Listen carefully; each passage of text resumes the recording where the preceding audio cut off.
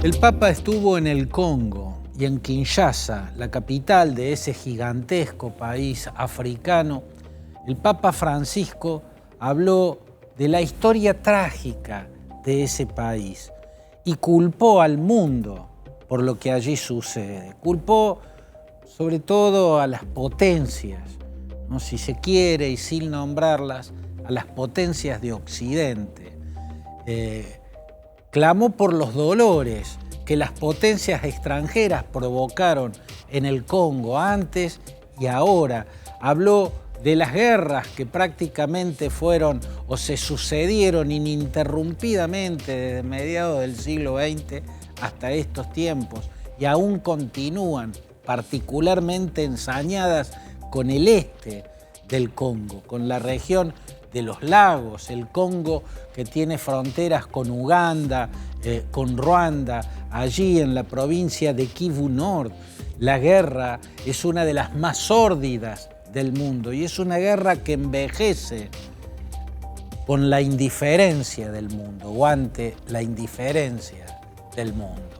En referencia a la historia trágica del Congo y como culpando a los de adentro, pero también a los de afuera, que tienen responsabilidad en esas tragedias, el Papa Francisco clamó: quiten sus manos del Congo, quiten sus manos del África. El Congo de algún modo resume las tragedias de toda África.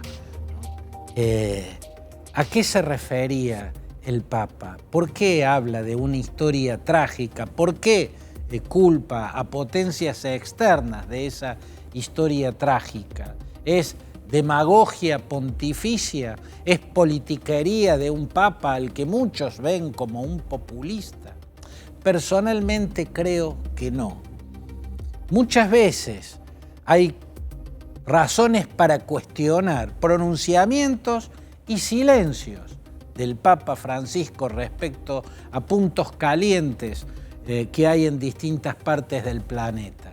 Pero en este caso, yo creo que era muy importante que alguien dijera algo sobre la historia trágica del Congo, sobre esa tragedia que está desde el origen y que se mantiene hasta la actualidad. Esa tragedia a la que el mundo le da la espalda con gélida indiferencia.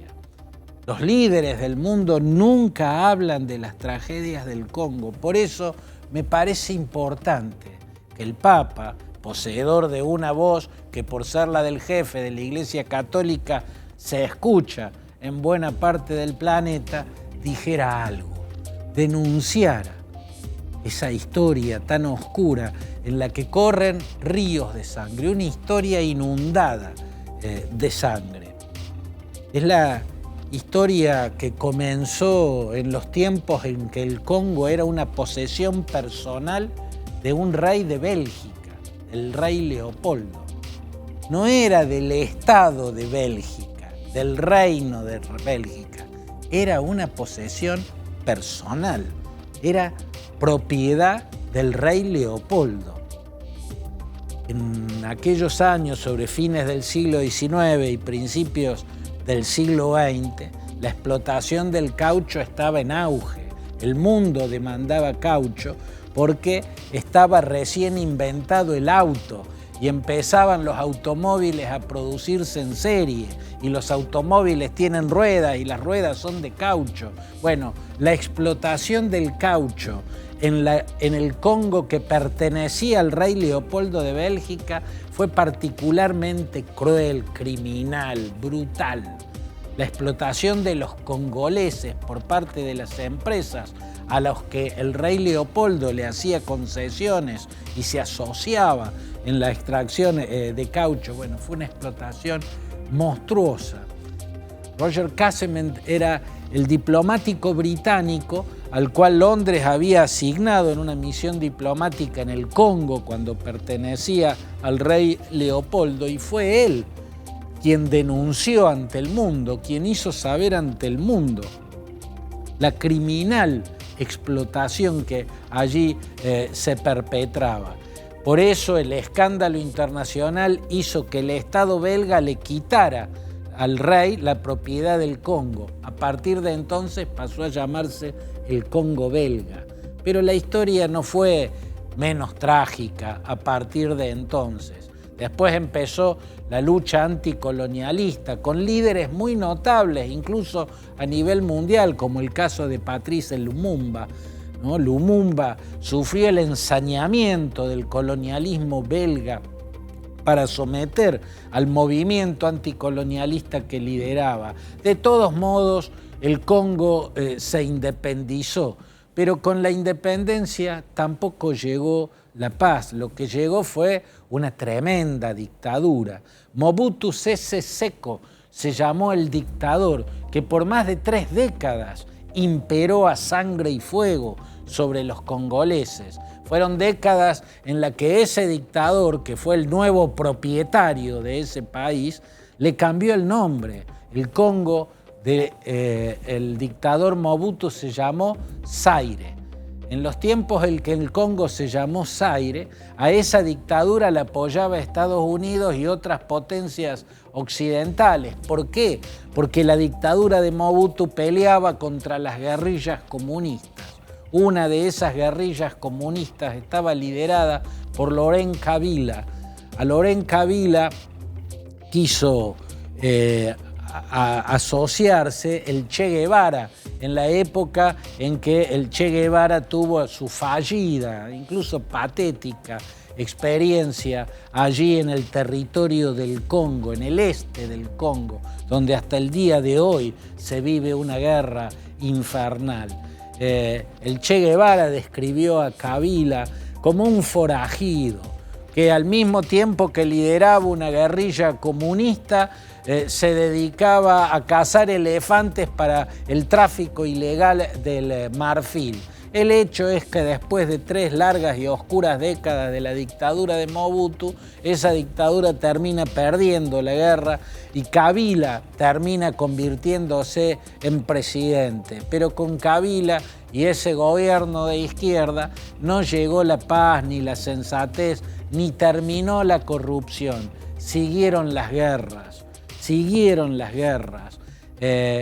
También continuaron con el hijo de Kabila, Joseph Kabila, quien se hizo cargo de la presidencia cuando su padre fue brutalmente asesinado. La guerra no terminó nunca, y mucho menos en el este del Congo. Yo pude ver personalmente la guerra en el este del Congo. Yo estuve en esa guerra. Estuve invitado por el gobierno de Uruguay en una base de cascos azules donde hay cascos azules del ejército uruguayo.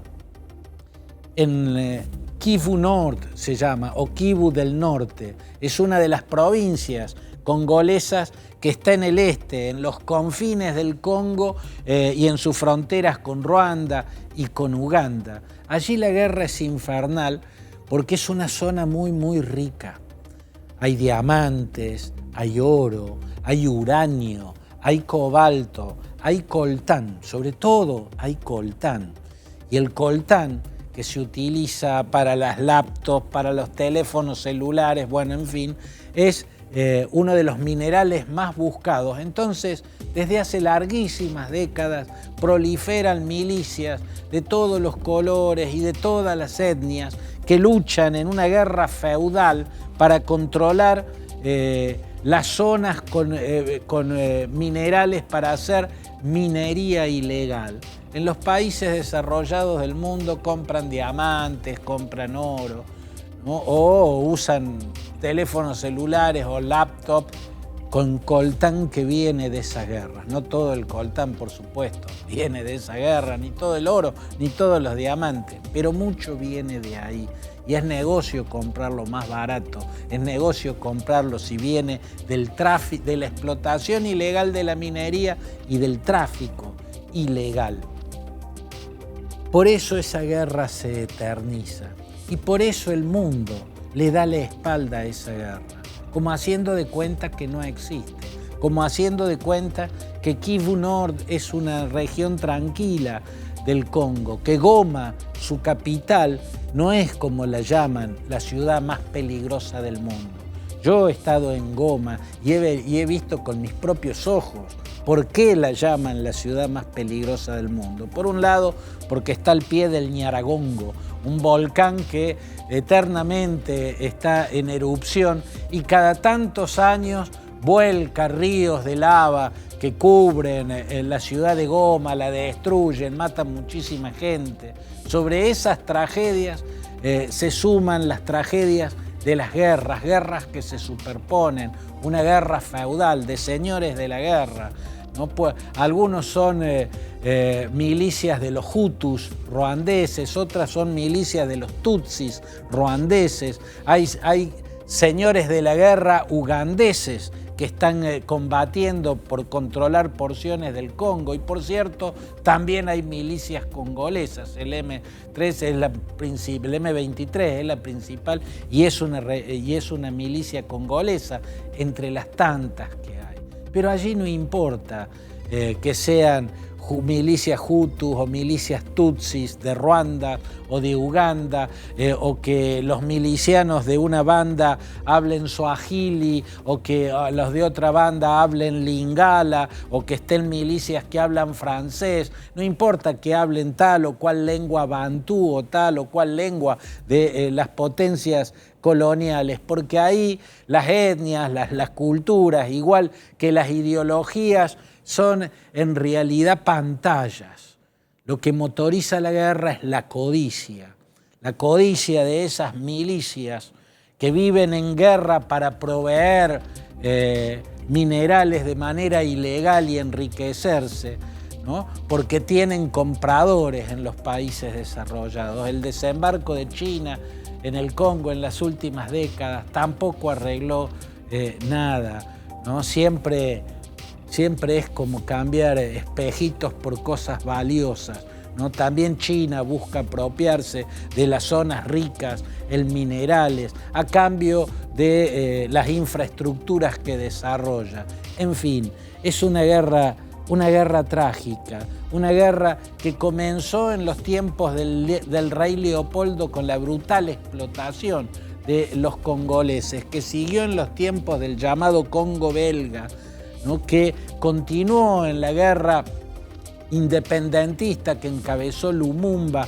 que tuvo episodios particularmente sangrientos, como el secesionismo en la provincia de Katanga, una guerra que no terminó nunca y que en el este, en la provincia de Kivu Nord, sobre todo, donde está Goma, la ciudad más peligrosa del mundo, ¿no? Cerca de los bosques de Virunga, los bosques donde están los gorilas más grandes del mundo, que se están extinguiendo porque viven a la intemperie, desprotegidos de los cazadores furtivos que los están exterminando. La guerra le abrió las puertas del este del Congo al hambre y a enfermedades medievales. Yo he visto en el Congo enfermedades como la poliomielitis, como el cólera, enfermedades que desaparecieron en el resto del planeta, que fueron erradicadas, pero en el Congo existen, porque la guerra le abre la puerta a todas las miserias. Por eso creo yo que fue importante que el Papa, desde Kinshasa, la capital del Congo, le recordara al mundo que hay una guerra terrible, que ocurre desde siempre, una guerra que envejece ante la indiferencia del mundo.